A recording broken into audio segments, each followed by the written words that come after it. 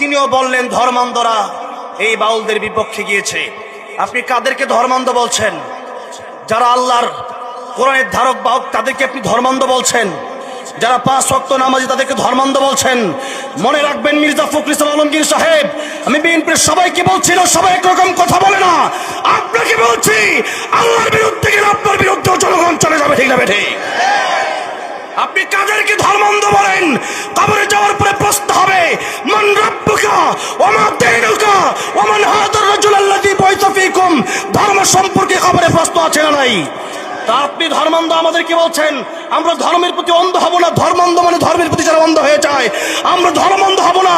আমরা কি রাজনীতি অন্ধ হব নাকি? কবরে যাওয়ার পরে আমাদেরকে ধর্ম সম্পর্কে জিজ্ঞাসা করা হবে।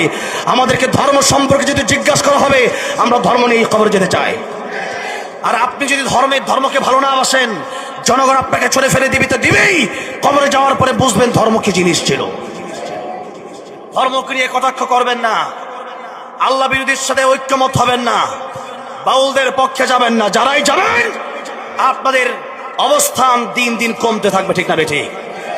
এই ফজু পাগলা মাঝে মধ্যেই যে এই ইসলামের বিরুদ্ধে কথা বলে, আজকে অলরেডি যারা আইনজীবীরা আছেন তার বিরুদ্ধে চলে গিয়েছেন।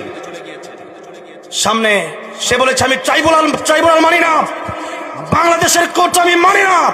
যারা বাংলাদেশের ট্রাইব্যুনাল কোর্ট মানে না, তাহলে ফজু পাগলা, যে ফজু পাগলা রাষ্ট্রদ্রোহী কথাবার্তা বলেছে, তাকে কেন মামলা দিয়ে এখনো রিমান্ডে নিচ্ছেন না?